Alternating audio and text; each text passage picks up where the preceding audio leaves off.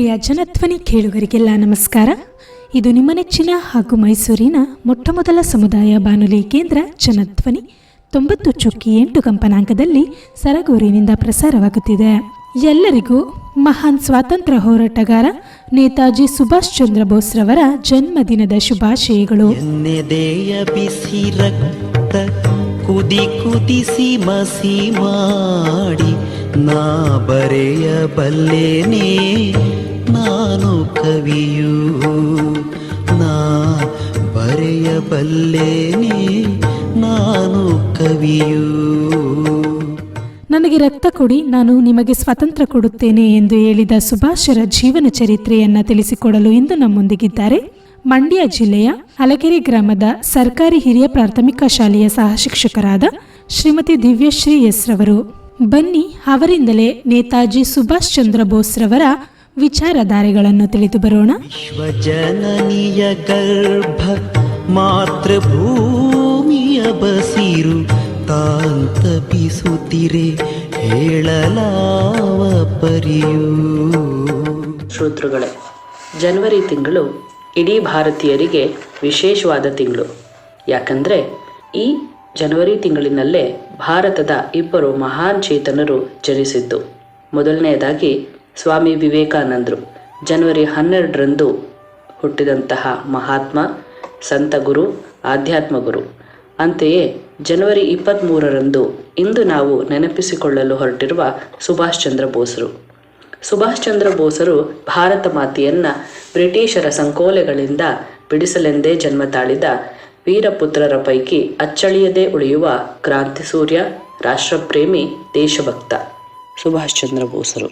ಸ್ವಾಮಿ ವಿವೇಕಾನಂದರ ಹಾದಿಯಲ್ಲೇ ಸಾಗಿ ಬಂದ ಇವರು ಭಾರತ ಮಾತೆಯ ಸ್ವಾತಂತ್ರ್ಯಕ್ಕಾಗಿ ಕೇವಲ ಭಾರತದಲ್ಲಿ ಮಾತ್ರವಲ್ಲದೆ ವಿದೇಶಗಳಲ್ಲೂ ರಾಷ್ಟ್ರಭಕ್ತರನ್ನು ಒಗ್ಗೂಡಿಸಿ ಸೇನೆಯನ್ನೇ ನಿರ್ಮಿಸಿದ ಸೇನಾನಿ ನೇತಾಜಿ ಸುಭಾಷ್ ಚಂದ್ರ ಬೋಸ್. ಸುಭಾಷ್ ಚಂದ್ರ ಬೋಸರು 1897 ಜನವರಿ 23ರಂದು ಒರಿಸ್ಸಾದ ಕಟಕ್ನಲ್ಲಿ ಜನಿಸಿದರು. ಇವರ ತಂದೆ ಜಾನಕಿನಾಥ್ ಬೋಸ್, ತಾಯಿ ಪ್ರಭಾವತಿ. ಭಾರತೀಯ ಸಂಸ್ಕೃತಿ, ಆಚಾರ ವಿಚಾರಗಳನ್ನು ಸುಭಾಷರ ಮನಸ್ಸಿನಲ್ಲಿ ಅಚ್ಚೊತ್ತಿದ್ದವರು ತಾಯಿ ಪ್ರಭಾವತಿ. ಸುಭಾಷರ ಆರಂಭಿಕ ಜೀವನದ ಬಗ್ಗೆ ಹೇಳೋದಾದರೆ, ಸುಭಾಷರು ಚಿಕ್ಕಂದಿನಿಂದಲೂ ತೀಕ್ಷ್ಣಮತಿ, ಮಾತು ಕಡಿಮೆ, ಹೆಚ್ಚು ಕೆಲಸ ಮಾಡುವವರಾಗಿದ್ದರು. ಮಿಷನರಿ ಶಾಲೆಗೆ ತಂದೆ ಇವರನ್ನು ಸೇರಿಸಿದರು. ಆರಂಭದಿಂದಲೂ ಇವರಿಗೆ ಮಿಷನರಿ ಶಾಲೆಯಲ್ಲಿ ಉಸಿರು ಕಟ್ಟಿಸುವ ವಾತಾವರಣ. ಯಾಕೆಂದರೆ ಅಲ್ಲಿ ಭಾರತೀಯ ಸಂಪ್ರದಾಯದ ಶಿಕ್ಷಣ ಖಂಡಿತ ಇರಲಿಲ್ಲ. ಈ ವಿಚಾರವನ್ನು ಖುದ್ದು ಸುಭಾಷರೇ ಮಾತಾಡ್ತಾ ಹೇಳ್ತಾರೆ, ಈ ಶಾಲೆಗಳಲ್ಲಿ ಗಜಃ ಗಜಹೋ ಗಜಾಹ ಬದಲಿಗೆ ಲ್ಯಾಟಿನ್ನ ಬೋನಸ್ ಬೋನಾ ಬೂನಂ ಎಂಬ ಪ್ರಾರ್ಥನೆಯನ್ನು ಕಲಿತೇವೆ. ಸಂಗೀತವನ್ನು ಕಲಿಬೇಕು ಅಂತ ಹೇಳಿ ಈ ಶಾಲೆಗಳಲ್ಲಿ ನಾವು ಹೊರಟ್ರೆ ಸರಿಗಾಮ ಪಾಕ್ಕಿಂತ ಮುಂಚೆ ಡೋರೆ ಮೀಫಾ ಅನ್ನೋ ಪಾಶ್ಚಿಮಾತ್ಯ ಸಂಗೀತವನ್ನು ಕಲಿತೀವಿ. ಭಾರತೀಯ ಸಂಪ್ರದಾಯವೇ ಇಲ್ಲದಂತಹ ಇಂತಹ ಶಾಲೆಗಳಿಂದ ಭಾರತೀಯ ವಿಚಾರಗಳನ್ನು ಹೇಗೆ ತಾನೇ ನಮ್ಮ ಮನಸ್ಸಿನಲ್ಲಿ ಹುಟ್ಟು ಹಾಕೋದಕ್ಕೆ ಸಾಧ್ಯ? ನಮ್ಮ ಮಕ್ಕಳನ್ನು ಎಂತಹ ಶಾಲೆಗಳಿಗೆ ಸೇರಿಸಬೇಕು, ಇಂತಹ ಶಾಲೆಗಳಲ್ಲಿ ನಮ್ಮ ಮಕ್ಕಳನ್ನು ಸೇರಿಸುವುದರಿಂದ ರಾಷ್ಟ್ರಪ್ರೇಮ, ದೇಶಭಕ್ತಿಯನ್ನು ಮೂಡಿಸಲು ಸಾಧ್ಯವೇ ಅಂತ ಹೇಳಿ ಸುಭಾಷರು ಪ್ರಶ್ನೆ ಮಾಡ್ತಾ ಇದ್ರು. ಹಾಗಾದರೆ ನಮ್ಮ ಮಕ್ಕಳು ಎಂತಹ ಶಾಲೆಗಳಲ್ಲಿ ಓದಬೇಕು? ಭಾರತೀಯ ಸಂಸ್ಕೃತಿ, ಆಚಾರ ವಿಚಾರಗಳು ಬಿಂಬಿಸುವಂತಹ ಶಾಲೆಗಳೇ ನಮ್ಮ ಮಕ್ಕಳನ್ನು ನಾವು ಸೇರಿಸಬೇಕು ಅನ್ನೋದು ಸುಭಾಷರ ಅಭಿಪ್ರಾಯ ಆಗಿತ್ತು. ತಾವು ಆರಂಭದಲ್ಲಿ ಇಂತಹ ಶಾಲೆಯಲ್ಲಿ ಶಿಕ್ಷಣವನ್ನು ಪಡೆದರೂ ಸಹ ತಮ್ಮ ಮನೆಯಿಂದ ಭಾರತೀಯ ಸಂಸ್ಕೃತಿ, ಆಚಾರ ವಿಚಾರಗಳನ್ನು ಕಲಿಯುವುದನ್ನು ಸುಭಾಷರು ಮರೆಯಲಿಲ್ಲ. ಅವರ ತಾಯಿ ಹೇಳಿಕೊಡ್ತಿದ್ದಂತಹ ಕಥೆಗಳು, ಋಷಿಮುನಿಗಳ ವಿಚಾರಗಳು ಯಾವಾಗಲೂ ರಾಷ್ಟ್ರೀಯತೆಯನ್ನು ಸುಭಾಷರಲ್ಲಿ ಜಾಗೃತಗೊಳಿಸ್ತಾ ಇದ್ವು. ಮುಂದೆ ಮೆಟ್ರಿಕ್ ವಿದ್ಯಾಭ್ಯಾಸಕ್ಕಾಗಿ ಕಟಕ್ನ ರಾವೆನ್ಶಿಯೇಟ್ ಕಾಲೇಜಿನಲ್ಲಿ ಸುಭಾಷರು ಅವಕಾಶವನ್ನು ಪಡೆದುಕೊಳ್ತಾರೆ. ಅಲ್ಲಿ ಅವರಿಗೆ ಸಿಕ್ಕಂತಹ ಒಬ್ಬ ಅದ್ಭುತ ಗುರು ಪಿ.ಡಿ. ಮಾಧವದಾಸ್. ಸುಭಾಷರು ತಮ್ಮ ಜೀವನದುದ್ದಕ್ಕೂ ಇಬ್ಬರು ವ್ಯಕ್ತಿಗಳನ್ನು ಬಹಳವಾಗಿ ನೆನಪಿಸ್ಕೊಳ್ತಾರೆ. ಅದರಲ್ಲಿ ಮೊದಲನೆಯವರು ಬಿ.ಡಿ. ಮಾಧವದಾಸ್. ಇವರು ಸುಭಾಷರಿಗೆ ನೈತಿಕ ಸಂಸ್ಕಾರ ಮತ್ತು ಸಂಸ್ಕೃತಿಯನ್ನು ಬಿತ್ತಿದವರು. ಅಂತೆಯೇ ಮತ್ತೊಬ್ಬ ಮಹಾನ್ ವ್ಯಕ್ತಿ ಸ್ವಾಮಿ ವಿವೇಕಾನಂದರು. ಈ ವಿಚಾರಗಳನ್ನು ಯಾವ ದಿಕ್ಕಿನಲ್ಲಿ ಸಾಗಬೇಕು, ರಾಷ್ಟ್ರಕ್ಕಾಗಿ ಹೇಗೆ ಸೇವೆಯನ್ನ ಸಲ್ಲಿಸಬೇಕು ಅಂತ ಹೇಳಿ ತಿಳಿಸ್ಕೊಟ್ಟವರು ಸ್ವಾಮಿ ವಿವೇಕಾನಂದರು.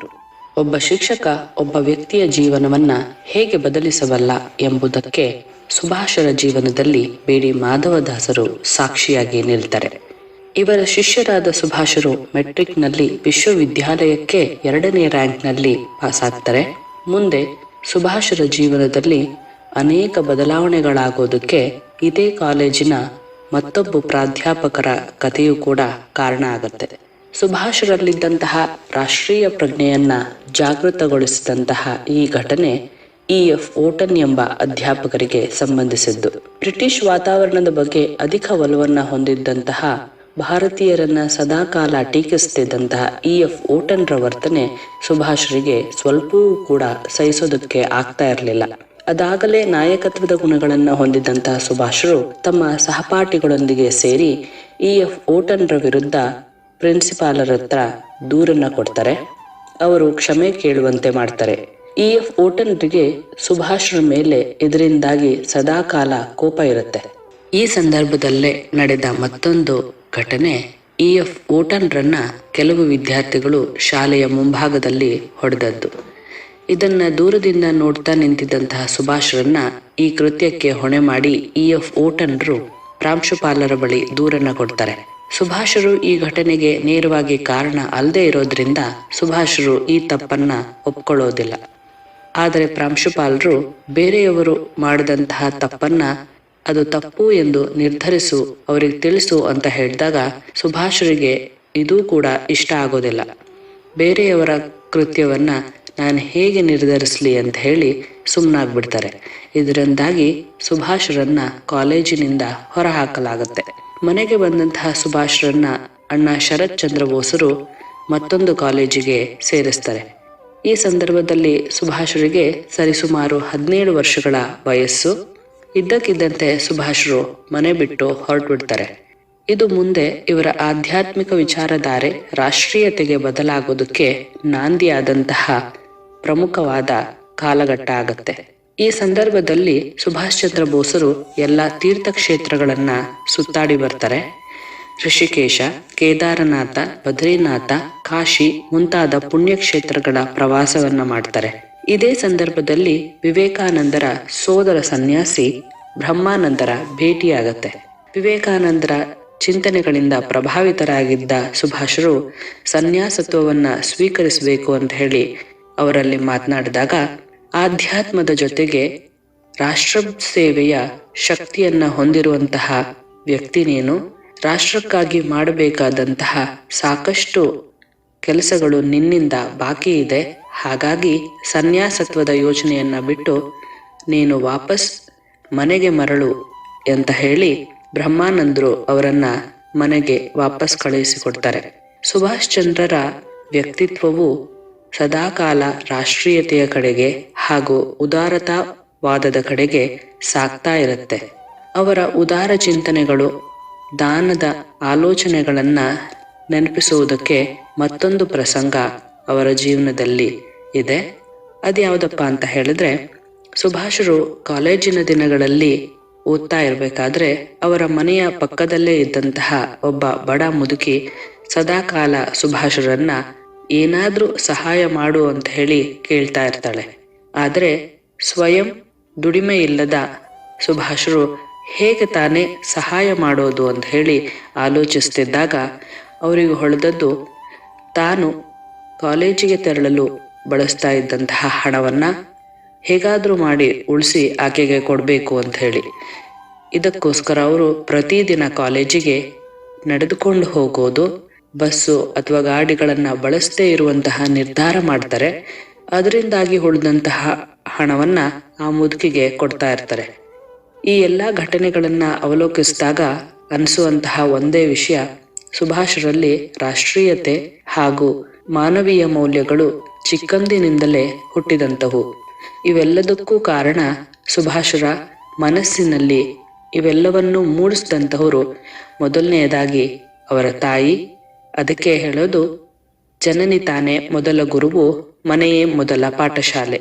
ಅಂತೆಯೇ ಶಿಕ್ಷಕ. ಒಬ್ಬ ಶಿಕ್ಷಕ ಬೇಡಿ ಮಾಧವದಾಸರಂತವರು ಹೇಗೆ ತಾನೇ ಒಬ್ಬ ವಿದ್ಯಾರ್ಥಿಯನ್ನ ಬದಲಿಸಬಲ್ಲ ಅನ್ನೋದಕ್ಕೆ ಸಾಕ್ಷಿ ಹೇಳ್ತಾರೆ. ಕುವೆಂಪು ಅವರವರ ಮಾತಿನಂತೆ ಒಬ್ಬ ಗುರು ಇರಬೇಕು, ಹಾಗೆ ಗುರಿ ಇರಬೇಕು. ಮುಂದೆ ಸ್ಕಾಟಿಷ್ ಚರ್ಚ್ ಕಾಲೇಜಿಗೆ ಸೇರಿದಂತಹ ಸುಭಾಷರು ಅಲ್ಲಿಯ ಸೇನೆಯ ಘಟಕವನ್ನ ಸೇರ್ತಾರೆ. ಭಾರತೀಯ ಸೇನೆಯ ಸೈನಿಕ ತರಬೇತಿಯನ್ನ ಪಡೆದವರಿಗೆ ಅಲ್ಲಿ ಫೋರ್ಟ್ ವಿಲಿಯಂ ಕೋಟೆಯನ್ನ ನೋಡೋದಕ್ಕೆ ಅವಕಾಶವಿರುತ್ತೆ. ಈ ಕೋಟೆಯನ್ನ ನೋಡಿದಾಗ್ಲೆಲ್ಲ ಸುಭಾಷರ ಮನಸ್ಸಿನಲ್ಲಿ ಅನಿಸೋದು ಒಂದೇ ಭಾವನೆ, ಯಾವಾಗ ಭಾರತವನ್ನ ಸ್ವತಂತ್ರಗೊಳಿಸ್ತೇನೆ ಅನ್ನೋದು. BA ತತ್ವಶಾಸ್ತ್ರದಲ್ಲಿ ಮುಗಿಸಿದಂತಹ ಸುಭಾಷರು ಮುಂದೆ MAನಲ್ಲೂ ಕೂಡ ಮತ್ತಷ್ಟು ತತ್ವಶಾಸ್ತ್ರವನ್ನ ಆಳವಾಗಿ ಅಧ್ಯಯನ ಮಾಡಬೇಕು ಅಂತ ಹೇಳಿ ಆಲೋಚಿಸ್ತಿರ್ತಾರೆ. ಈ ಸಂದರ್ಭ ಸುಮಾರು 1918-19 ಸಮಯ ಆಗಿರುತ್ತೆ. ಭಾರತದಲ್ಲಿ ರಾಷ್ಟ್ರೀಯತೆಯ ಪ್ರಜ್ಞೆ ಪ್ರಜ್ವಲವಾಗಿ ಉದಯಿಸ್ತಾ ಇದ್ದಂತಹ ಕಾಲ. ಈ ಸಂದರ್ಭವನ್ನ ತಿಳಿದಂತಹ ಅವರ ತಂದೆ ಜಾನಕಿನಾಥ ಬೋಸರು, ಇದೇ ಸಂದರ್ಭದಲ್ಲಿ ನಾನು ಇವನನ್ನ ಭಾರತದಿಂದ ಹೊರಗೆ ಕಳಿಸ್ಬೇಕು, ಇಲ್ಲದೆ ಹೋದ್ರೆ ಈತ ಖಂಡಿತವಾಗಿಯೂ ರಾಷ್ಟ್ರೀಯತೆಯಲ್ಲಿ ಮುಳುಗಿ ಹೋಗ್ತಾನೆ, ಸ್ವಾತಂತ್ರ್ಯಕ್ಕಾಗಿ ಮನೆಯಿಂದ ಹೊರಟು ಬಿಡ್ತಾನೆ ಅಂತ ಹೇಳಿ ಆಲೋಚನೆ ಮಾಡಿ ICS ಪರೀಕ್ಷೆಯನ್ನ ತೆಗೆದುಕೊಳ್ಳುವಂತೆ ಅವರನ್ನ ಒತ್ತಾಯಿಸ್ತಾರೆ. ಆದ್ರೆ ಸುಭಾಷರಿಗೆ ICS ಪರೀಕ್ಷೆಯನ್ನ ತೆಗೆದುಕೊಂಡು ಬ್ರಿಟಿಷರ ಗುಲಾಮನಾಗಿ ಕೆಲಸ ಮಾಡೋದು ಸ್ವಲ್ಪವೂ ಇಷ್ಟ ಇರೋದಿಲ್ಲ. ಆದ್ರೆ ತಂದೆಯ ಒತ್ತಾಯದ ಮೇರೆಗೆ, ತಂದೆಯು ಸೋದರರ ಮುಂದೆ ಅವಮಾನಿಸಿದ್ದರ ಕಾರಣವಾಗಿ ICS ಪರೀಕ್ಷೆಯನ್ನ ಓದೋದಕ್ಕೆ ಷರತ್ತಿನ ಮೇಲೆ ಒಪ್ಪಿಗೆಯನ್ನ ಸೂಚಿಸ್ತಾರೆ. ಸುಭಾಷರು ಹಾಕಿದಂತಹ ಷರತ್ತೇನೆಂದ್ರೆ, ICS ಪರೀಕ್ಷೆಯನ್ನ ನಾನು ತೇರ್ಗಡೆ ಹೊಂದ್ತೇನೆ, ಆದ್ರೆ ಯಾವುದೇ ಕಾರಣಕ್ಕೂ ICS ಅಧಿಕಾರಿಯಾಗಿ ನಾನು ಕೆಲಸವನ್ನ ಮಾಡೋದಿಲ್ಲ ಅಂತ ಹೇಳಿ. ತಂದೆ ಯೋಚಿಸ್ತಾರೆ, ಹುಮ್ಮಸ್ಸಿನಲ್ಲಿ ಸುಭಾಷ ಈ ರೀತಿ ಮಾತಾಡ್ತಾ ಇರಬಹುದು, ಆದ್ರೆ ಒಮ್ಮೆ ಲಂಡನ್ಗೆ ಹೋಗಿ ಬಂದ್ರೆ ICS ಪರೀಕ್ಷೆಯಲ್ಲಿ ಪಾಸಾದ್ರೆ ಅವನು ಖಂಡಿತ ಇದನ್ನ ಮಾಡೋದಿಲ್ಲ ಅಂತ ಹೇಳಿ ಅವರನ್ನ ಲಂಡನ್ನಿಗೆ ಕಳಿಸ್ಕೊಡ್ತಾರೆ. ICS ಪರೀಕ್ಷೆ 12 ತಿಂಗಳುಗಳ ಕಾಲ ಅಧ್ಯಯನ ಮಾಡಬೇಕಾದಂತಹ ಕಠಿಣ ಪರೀಕ್ಷೆ ಆಗಿರುತ್ತೆ. ಆದ್ರೆ ಸುಭಾಷರಿಗೆ ಸಿಕ್ಕಿದ್ದು ಕೇವಲ 8 ತಿಂಗಳು.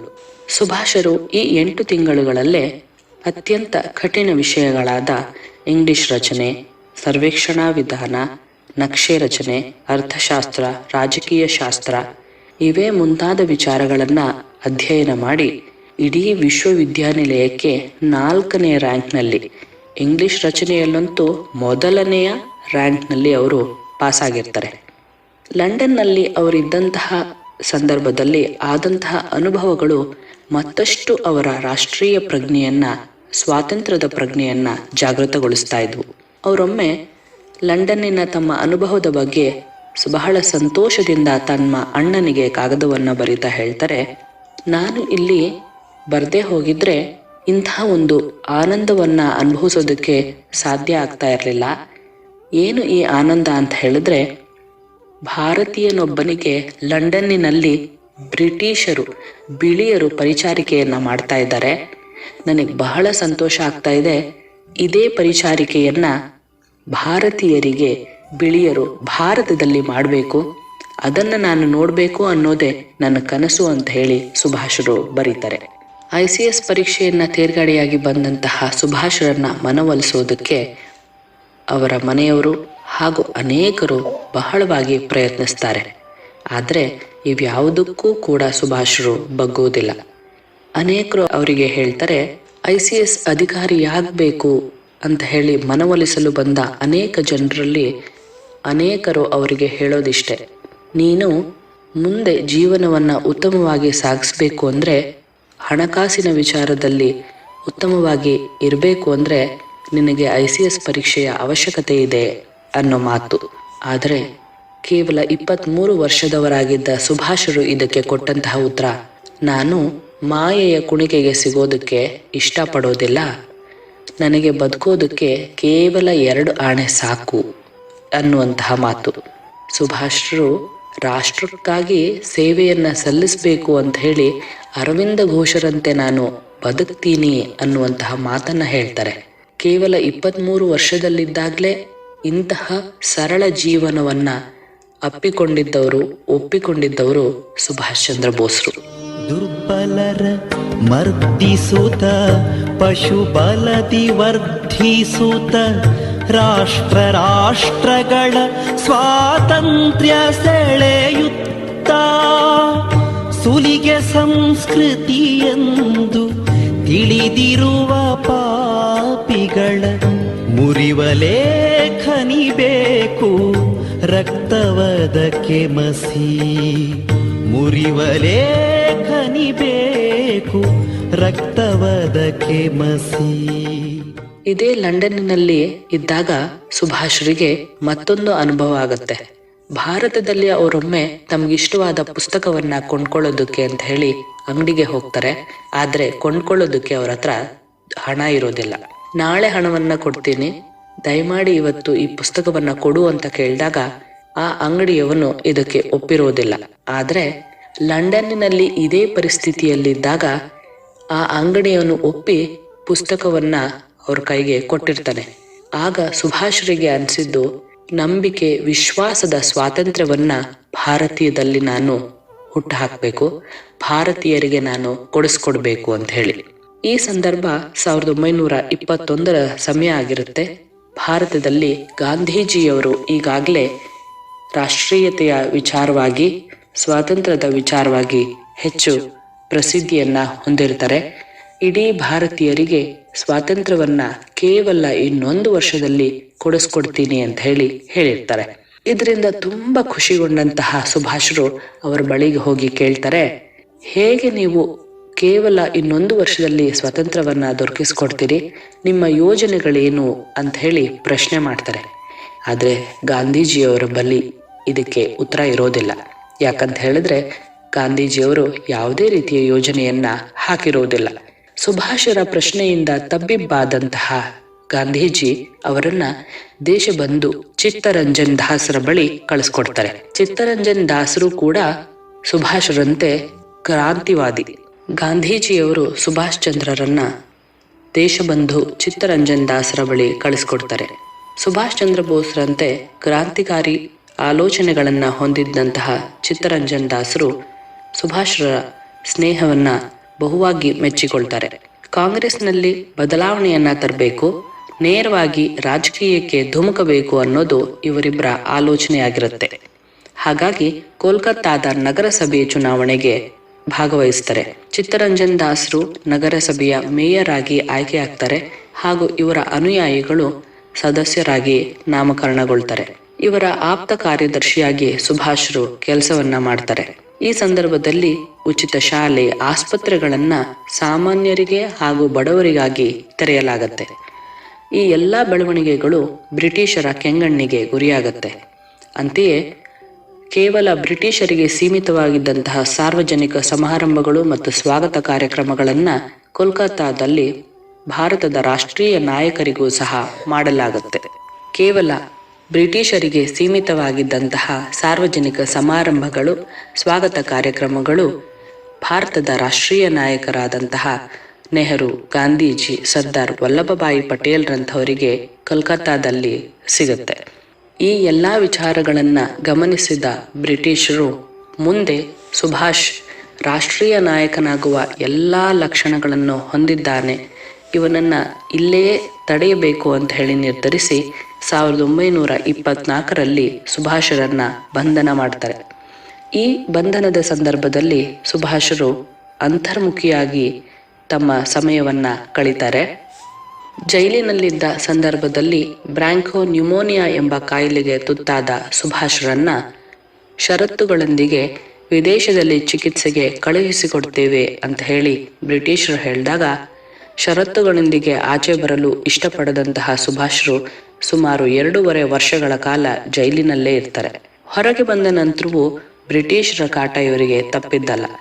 ಬ್ರಿಟಿಷರ ಈ ವರ್ತನೆಗಳಿಂದ ತಪ್ಪಿಸಿಕೊಳ್ಬೇಕು ಅಂತ ಹೇಳಿ ಸುಭಾಷ್ರು ಆಸ್ಟ್ರಿಯಾ ದೇಶಕ್ಕೆ ಹೊರಟ್ಬಿಡ್ತಾರೆ. ಆಸ್ಟ್ರಿಯಾ ದೇಶದಲ್ಲಿ ಇವರು ಸರ್ದಾರ್ ವಲ್ಲಭಭಾಯಿ ಪಟೇಲರ ಸೋದರ ವಿಠ್ಠಲಭಾಯಿ ಪಟೇಲರನ್ನ ಭೇಟಿಯಾಗ್ತಾರೆ. ಅದಾಗ್ಲೇ ಕಾಯಿಲೆಗೆ ತುತ್ತಾಗಿದ್ದಂತಹ ವಿಠ್ಠಲಭಾಯಿ ಪಟೇಲರ ಶುಶ್ರೂಷೆಯನ್ನ ಆಸ್ಪತ್ರೆಯಲ್ಲಿ ನೆರವೇರಿಸಿದಂತಹ ಸುಭಾಷರು ವಿಠ್ಠಲಭಾಯಿ ಪಟೇಲ್ರಿಗೆ ಆಪ್ತರಾಗ್ತಾರೆ. ಅನೇಕ ಕ್ರಾಂತಿಕಾರಿ ವಿಚಾರಗಳನ್ನ ಸ್ವಾತಂತ್ರ್ಯಕ್ಕಾಗಿ ನಡೆಸಬೇಕಾದಂತಹ ಸಿದ್ಧತೆಗಳ ಬಗ್ಗೆ ಅವರೊಟ್ಟಿಗೆ ಚರ್ಚೆಯನ್ನ ಮಾಡ್ತಾರೆ. ಈ ಸಂದರ್ಭದಲ್ಲಿ ಬರ್ಲಿನ್ನಲ್ಲಿ ನಡೆಯುವಂತಹ ಒಂದು ಚಲನಚಿತ್ರೋತ್ಸವದ ಬಗ್ಗೆ ಅವರಿಗೆ ವಿಷಯ ಗೊತ್ತಾಗುತ್ತೆ. ಇದರಲ್ಲಿ ಇಂಡಿಯನ್ ಪಿಕ್ಸ್ ಮತ್ತು ಬಂಗಾಳಿ ಎಂಬ ಚಿತ್ರಗಳನ್ನ ಪ್ರದರ್ಶಿಸುವುದಕ್ಕೆ ತಯಾರಿ ನಡೆದಿರುತ್ತೆ. ಈ ಚಲನಚಿತ್ರಗಳ ಪ್ರದರ್ಶನದಲ್ಲಿ ಭಾರತೀಯರ ಬಗ್ಗೆ ಕೀಳಾಗಿ ಬಿಂಬಿತ ಆಗಿರೋದು ಸುಭಾಷರಿಗೆ ಗೊತ್ತಾಗುತ್ತೆ.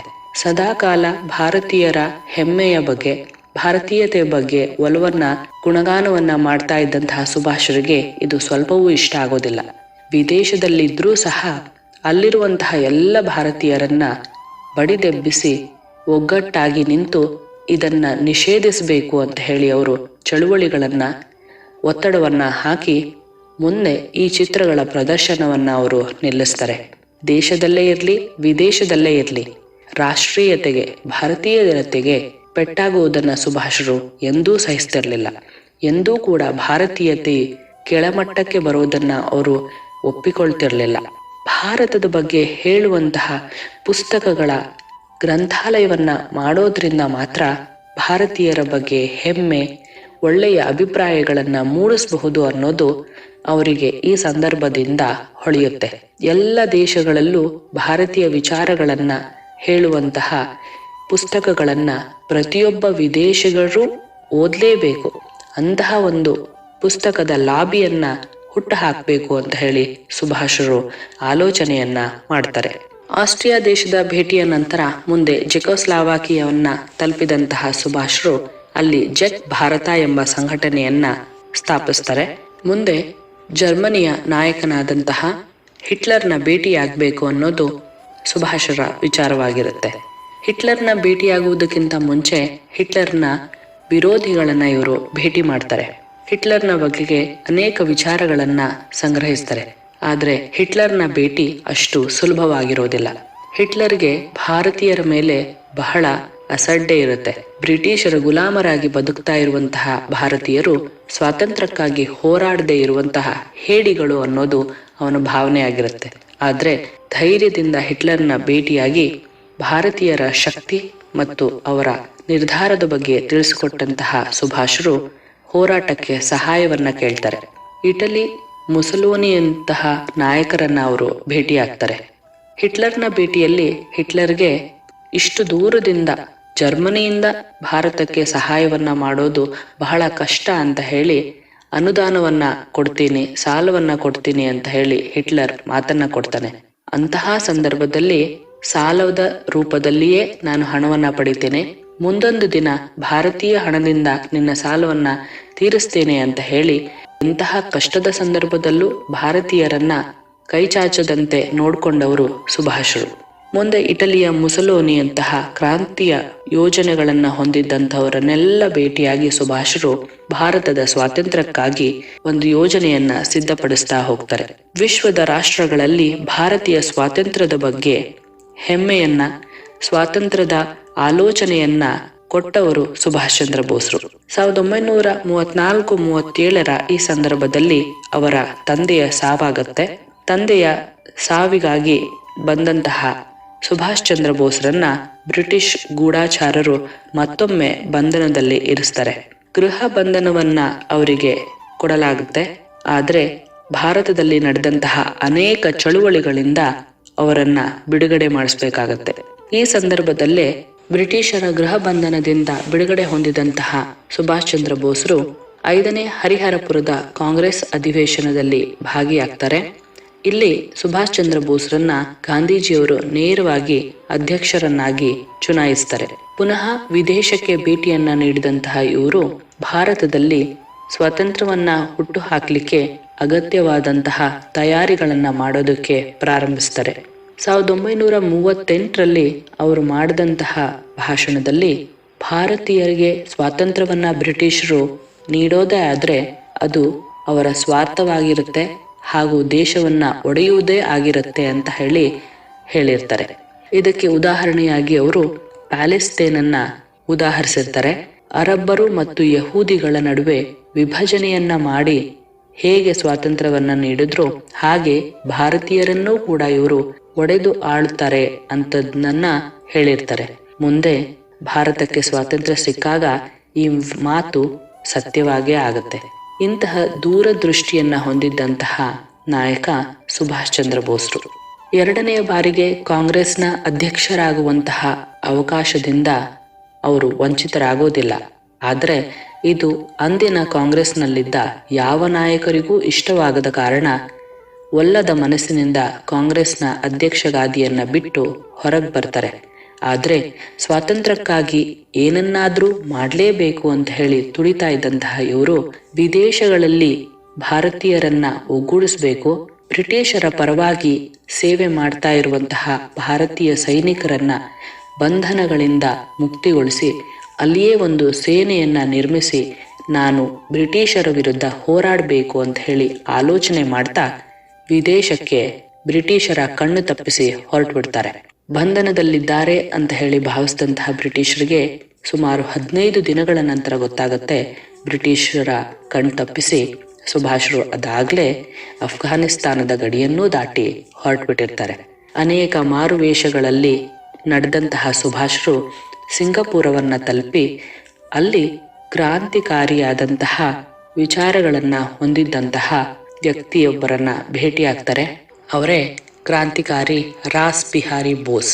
ರಾಸ್ ಬಿಹಾರಿ ಬೋಸ್ರ ವಿಚಾರಗಳು ಸುಭಾಷರಿಗೆ ಬಹಳವಾಗಿ ಹಿಡಿಸುತ್ತೆ. ರಾಸ್ ಬಿಹಾರಿ ಬೋಸ್ರು ಕೂಡ ಸುಭಾಷರ ವಿಚಾರಗಳಿಂದ ಪ್ರಭಾವಿತರಾಗಿ ಅವರು ಸ್ಥಾಪಿಸಿದಂತಹ ಇಂಡಿಯನ್ ನ್ಯಾಷನಲ್ ಆರ್ಮಿಯ ನೇತೃತ್ವವನ್ನ ಸುಭಾಷರಿಗೆ ವಹಿಸಿಕೊಡ್ತಾರೆ. ಸುಭಾಷರು ಇಂತಹ ಮಹಾನ್ ಜವಾಬ್ದಾರಿಯನ್ನ, ಮಹಾನ್ ದಂಡನಾಯಕನಾಗಿ ಈ ಸೇನೆಯನ್ನ ನಿರ್ವಹಿಸ್ತಾ ಹೊರಡ್ತಾರೆ. ಯಾವಾಗ ಸಿಂಗಾಪುರವು ಬ್ರಿಟಿಷರಿಂದ ಸ್ವತಂತ್ರವನ್ನ ಪಡೆದುಕೊಳ್ಳುತ್ತೋ ಸುಭಾಷರಿಗೆ ಆಸೆ ಮತ್ತಷ್ಟು ಹೆಚ್ಚಾಗುತ್ತೆ, ನಾವು ಕೂಡ ಇದೇ ರೀತಿಯಾಗಿ ಸ್ವಾತಂತ್ರ್ಯವನ್ನ ಪಡಿಬಹುದು ಅಂತ ಹೇಳಿ. ಆದ್ರೆ ಅಷ್ಟು ಸುಲಭದ ಮಾತಾಗಿರಲ್ಲ. ಯಾಕಂತ ಹೇಳಿದ್ರೆ ಆ ಸಮಯದಲ್ಲಿ ಜಪಾನ್ನ ಮೇಲೆ ಅಮೆರಿಕ ಮಾಡಿದಂತಹ ಅಣುಬಾಂಬಿನ ದಾಳಿಯಿಂದಾಗಿ ಜಪಾನ್ ಯುದ್ಧದಿಂದ ಹೊರಗೆ ಬಂದಿರುತ್ತೆ. ಸಿಂಗಾಪುರಕ್ಕೆ ನೆರವನ್ನ ನೀಡಿದಂತಹ ಜಪಾನ್ ಭಾರತೀಯರಿಗೂ ಸಹಾಯವನ್ನ ನೀಡ್ತೀನಿ ಅಂತ ಹೇಳಿರುತ್ತೆ. ಆದ್ರೆ ಹೊರಗೆ ಬಂದಂತಹ ಜಪಾನ್ನ ಈ ನಿಲುವಿನಿಂದಾಗಿ ಭಾರತೀಯರಿಗೆ ಯಾವುದೇ ಸಹಾಯ ಸಿಗೋದಿಲ್ಲ ಅಂತ ಹೇಳಿ ಅವರಿಗೆ ಅನ್ಸುತ್ತೆ.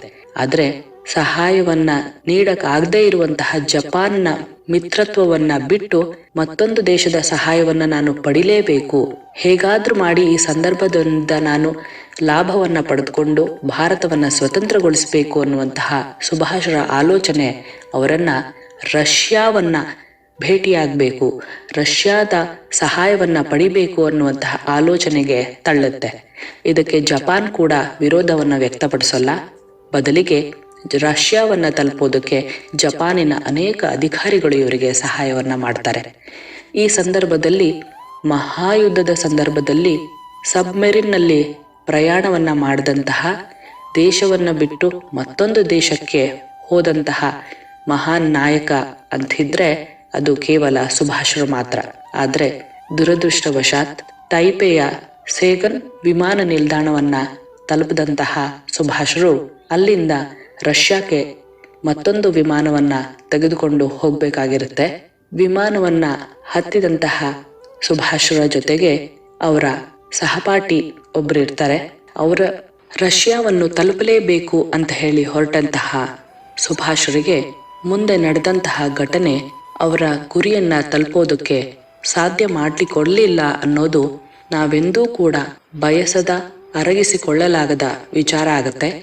ತೈಪೆಯ ವಿಮಾನ ನಿಲ್ದಾಣವನ್ನ ತಲುಪಿ ಅಲ್ಲಿಂದ ಸೈಗಾನ್ಗೆ ಹೊರಟಂತಹ ವಿಮಾನ ಎಂಜಿನ್ನ ತೊಂದರೆಯಿಂದಾಗಿ ಕೆಲವೇ ನಿಮಿಷಗಳಲ್ಲಿ ಭೂಮಿಗೆ ಅಪ್ಪಳಿಸಿ ಬೆಂಕಿಯ ಕಿಡಿಗಳೊಂದಿಗೆ ಅಲ್ಲಿದ್ದವರನ್ನ ಬಲಿ ತೆಗೆದುಕೊಳ್ಳುತ್ತೆ ಅನ್ನೋದು ಅಂದಿನ ಸುದ್ದಿಯಾಗತ್ತೆ. ಇದಾದ 2-3 ದಿನಗಳ ನಂತರ ಈ ವಿಚಾರವನ್ನ ಸಿಂಗಪುರದ ರೇಡಿಯೋ ಕೇಂದ್ರ ಪ್ರಸಾರ ಮಾಡುತ್ತೆ. ಇಡೀ ಭಾರತೀಯರ ಪಾಲಿಗೆ ಈ ವಿಚಾರ ನಂಬಲಾಗದ ವಿಷಯ ಆಗಿರುತ್ತೆ. ಭಾರತದ ರಾಷ್ಟ್ರೀಯ ನಾಯಕರಾದಿಯಾಗಿ ಯಾವ ಸಾಮಾನ್ಯನೂ ಕೂಡ ಈ ವಿಷಯವನ್ನ ಒಪ್ಪೋದಿಲ್ಲ. ಯಾಕಂತ ಹೇಳಿದ್ರೆ ಸುಭಾಷರಂತಹ ಮಹಾನ್ ನಾಯಕನಿಗೆ ಇಂತಹ ಒಂದು ಸಾವು ಸಾಧ್ಯವೇ ಅನ್ನೋದು ಎಲ್ಲರ ಮನಸ್ಸಿನ ಪ್ರಶ್ನೆಯಾಗಿರುತ್ತೆ.